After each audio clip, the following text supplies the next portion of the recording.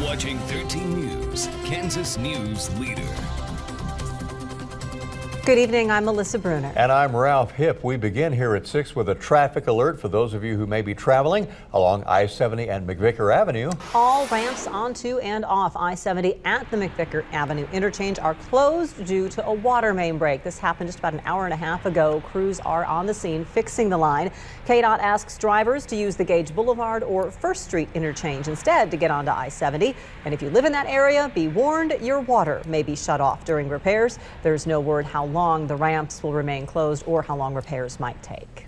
The funeral for that Western Kansas football player who collapsed on the sidelines during a game a little more than a week ago were held today. 13's Chris Lilly is in tonight with the emotional day for the Shems and the Sharon Springs community. High school football can rally communities together after wins in state championships, but today in Sharon Springs it was heartache as hundreds came out to mourn the loss of Wallace County football player Luke Shim.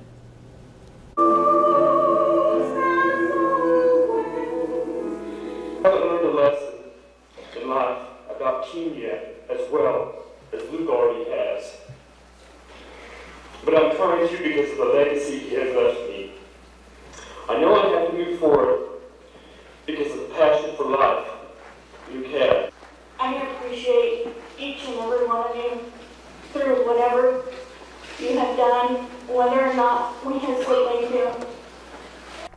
As the healing continues for Wallace County High School in Sharon Springs, the football team continues on the path they started with Luke, trying to win an 8-man Division II state championship. Less than a week after Shim died, Wallace County High School rallied around their fallen Wildcat to score 74 points and advance to sub-state. They say Luke is cheering them on from above. We've got to take what God has given us, invest it all, which means there is risk. And that is what Luke did.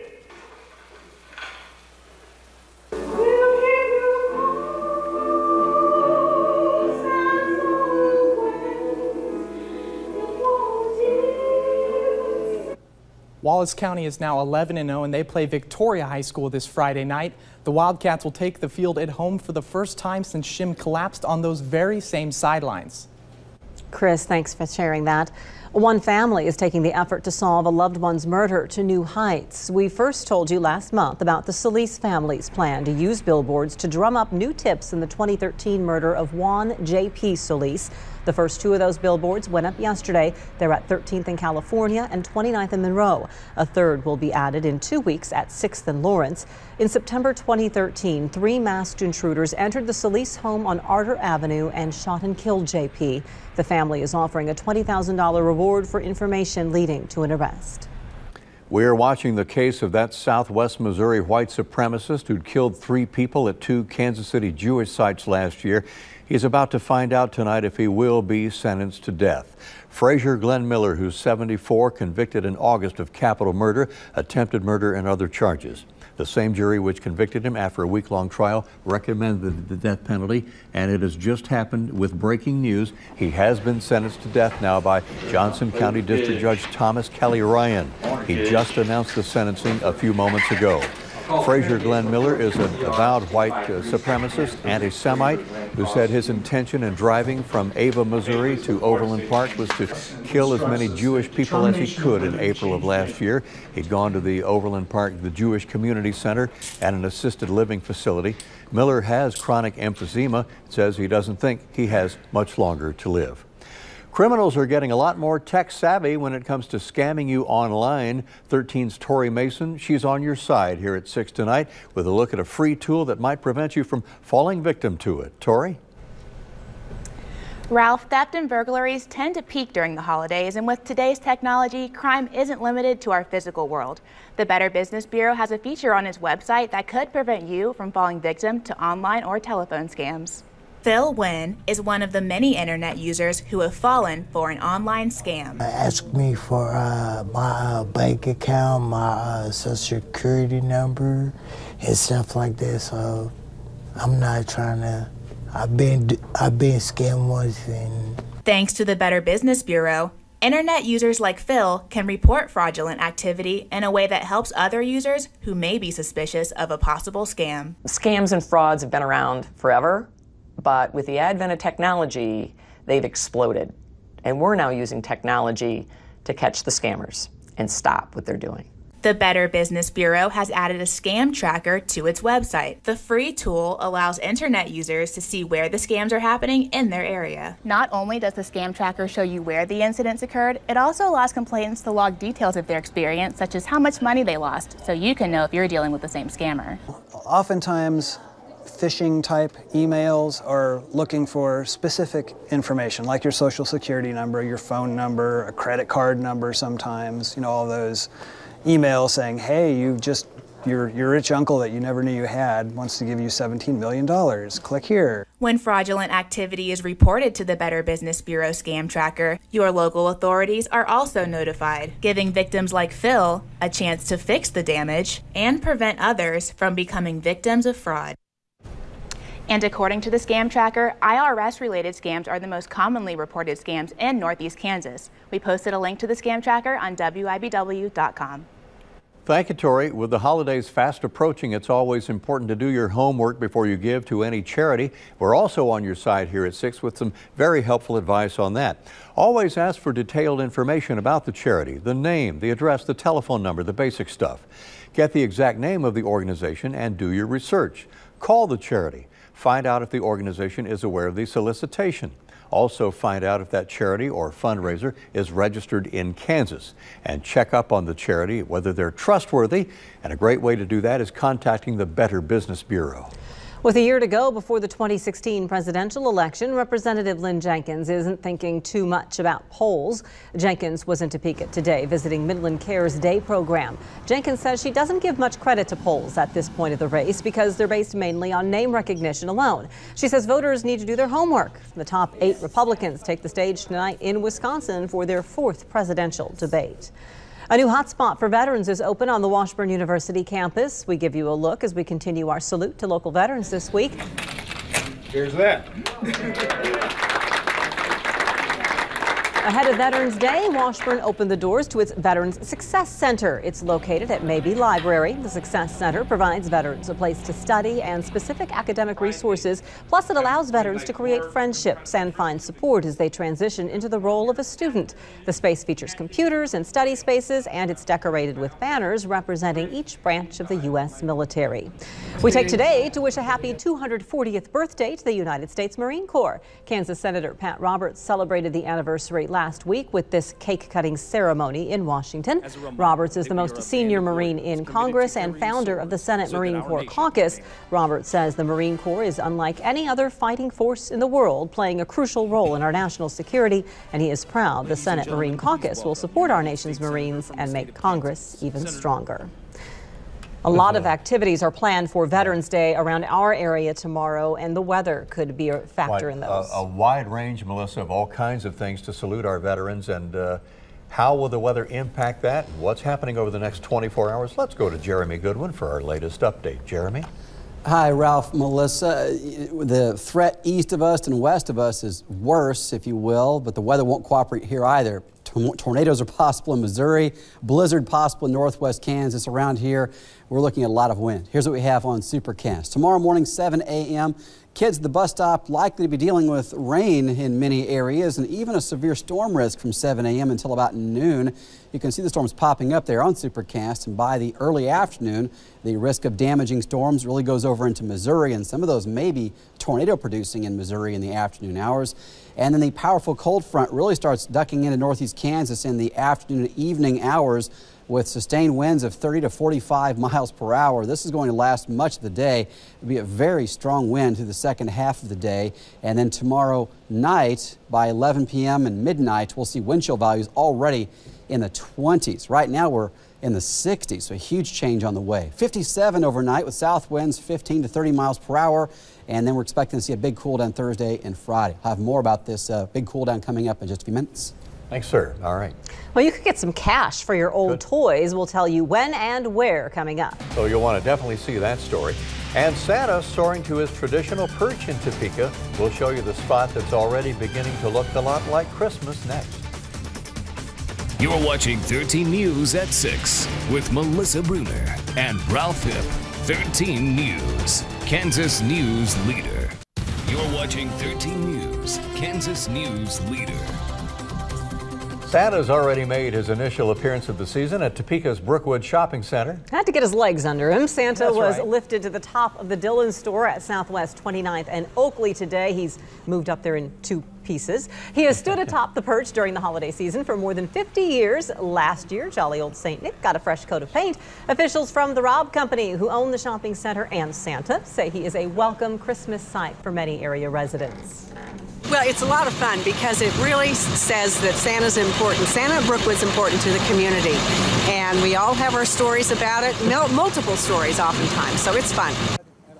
Brookwood is actually holding a holiday open house this Saturday and Sunday. I wonder if they need to have the elves put him together over there. Well, if Ken and Barbie are in danger collecting dust in the attic, have no fear. The Toy Scout is already here too. Joel McGee is his name. He's in the capital city to take your old toys off your hands, offering payments for toys from the 20th century and earlier on the spot. Now, McGee says his favorite part of the job is hearing the stories and memories people share about their toys. And his favorite all-time toy is a vintage jet gun from that famous TV show of 1966 on CBS, Lost in Space. You can meet Joel from 9:30 to 5 tomorrow at the Hampton Inn on Southwest Arrowhead, and that's just a block or 2 east of Wanamaker Road. Some parts of Kansas, we could be looking at parts of a winter wonderland on Veterans Day. Don't worry, we will just be cold. Jeremy Just has chilly. your forecast for rain, snow, and when the sun returns, all coming up next. This is your 13 weather forecast with Jeremy Goodwin. Tomorrow is Veterans Day. There's a risk of tornadoes to our east in Missouri in the afternoon. And then look what's going on in northwestern Kansas tomorrow. That is a blizzard warning, not in northeast Kansas, but to our west. If you had any plans of traveling toward Goodland or Denver tomorrow, please keep in mind that we're looking at 2 to 4 inches of snow in that part of the state, and also winds of 40 to 60 miles per hour. While the snow totals won't be impressive in that part of the area, impressive for November it is, but those winds of 40 to 60 are going to create winds or visibility of less than a quarter of a mile at times, and certainly dangerous conditions on the roads. The People's Insurance Group Road Risk Index for Northeast Kansas, yellow tomorrow, so just extra caution. Storms and strong winds here. Our wind gusts could be 30 to 45 miles per hour, so you can still travel in Northeast Kansas. If you're heading to the northwest, however, anywhere from Goodland to Denver, that area of I-70 could be shut down at times tomorrow because of the extreme snow and wind. So keep that in mind. Temperatures now still 65 in Topeka. The temperature won't drop much from where we already are in the capital city Emporia, close to 60 for overnight lows. And no rain now. Capital Federal Live Storm Tracker is all clear for the moment. But tomorrow, that's going to change. We're watching this powerful system way out here in parts of Arizona, Nevada, and Utah. Shows up even better in the water vapor imagery, that big counterclockwise swirl right there. It's going to turn kind of like a bowling ball, if you will, and cut across parts of New Mexico and then right up into northwest Kansas and Omaha, creating that risk of severe weather for us, mainly in the morning. The timing of this has been critical, and our computer projections are still showing that the higher risk of severe weather is over in Missouri and Iowa. But from 7 a.m. in this yellow dashed area until about noon, we'll have to watch for the potential of severe weather here. Large hail the size of quarters, winds to 60 miles per hour, possible with this morning round of storms. Not everybody's seeing rain, but where it comes down, it could be heavy, at least for a while.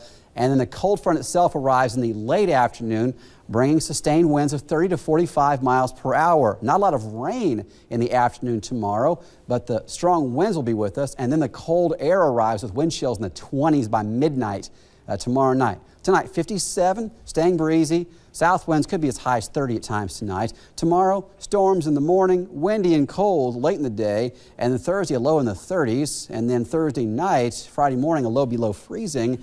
Looks like sunshine through the weekend. Our next rain chance is next Monday. Eye on all of that and bundle up tomorrow. Well, coming up, we're going to find more on Kansas Jayhawk quarterback Montel Cozart's health. How he's been lately and what the Kansas State Wildcats are lacking in addition to not having one win in the Big 12 so far this season. 13 Sports with Chris Lilly. Hello everyone. First up, we just found out Lorenzo Cain is an AL MVP finalist, and we'll have the Gold Glove winners online at WIBW.com. They're doing those right now. But on to football, the K-State Wildcats, they are fighting for their first Big 12 win this season, and for an opportunity to get to a bowl game. They only have 4 games left and 3 wins. And while the Wildcats are looking for their first win in the Big 12 play, like I said, they're also looking for an interception from a defensive back. Through 8 games this year, the Wildcats only have 3 interceptions. Will Davis has 1 and Elijah Lee has 2, and both of them are linebackers. Bill Snyder says it's not necessarily his guys not getting the job done, though. For the most part, they haven't thrown it to us, and that, always creates a problem for you. You always drill diligently on guys being able to, secondary players being able to catch the ball because they don't have the same opportunities as the receivers do. But, it hasn't been a matter of us dropping balls. It's just being in position to, to make those kind of plays. And you have to credit the, certainly the offense with, the ability to get guys in open areas. And the Kansas Jayhawks, they've had a revolving door at quarterback this season because of injuries, and that has in part led to KU's offense not being able to find a rhythm for a full game. And they're still looking for their first win of this season, and David Beatty is searching for answers. And today, Beatty, he got a phone call right before he met with the media, and it wasn't a good phone call. There with one of our guys, that'll lead me into getting started with just some updates on our players. That was Montel. I just got off the phone with him. He is actually going to undergo surgery tomorrow for that shoulder. It just isn't responding like we thought it would. So we're going to go ahead and get it fixed, which will get him healthy for, next season and be able to kind of move forward instead of that thing continuing to linger. So I literally just got off the phone with him walking in here. And the Kansas Jayhawks, they play their second exhibition game tonight, and they take on Fort Hays State at 7 p.m. And remember, that game will not be on WIBW, but on Cox 22 here in town and on the Jayhawk Network. The exhibition games moved to cable after KU came to an agreement with Cox Cable. We'll see if they can get to 2-0, though. And that is it for sports. Ralph and Melissa, back to you. Thank you, Chris. And also, Mario Chalmers, he was traded to the Memphis Grizzlies today. Kansas beat Memphis on his miracle shot to win the NCAA title. We'll see if they still still remember. A fun time. It's one of those times of year when all the seasons kind of converge, right. And so it's nice to see. It's a good time of the year, but not necessarily for weather. This is when the seasons start changing, and Jeremy does have some changes. He's going to give us another look at that when we return. This is your 13 weather forecast. We have a risk of severe storms early tomorrow morning. Here's Supercast, and as the morning goes from 7 a.m. until about noon, that is the chance of seeing the stronger storms. And then in the afternoon, evening hours, that's when the stronger winds, fairly widespread, come in at 30 to 45 miles per hour, dropping us into the 30s by Thursday morning. Okay, so keep an eye on all that and make plans if you're going to be outdoors for any of those Veterans Day events. And we're looking forward to our coverage tomorrow. For right now, Wheel of Fortune and NCIS, and we're back again at 10. Good night. Get the latest news, weather, and sports at WIBW.com or follow WIBW on Twitter, Facebook, and our mobile app. WIBW TV is proud to be named the 2015 Heartland Regional Emmy Award winner for Evening Newscast.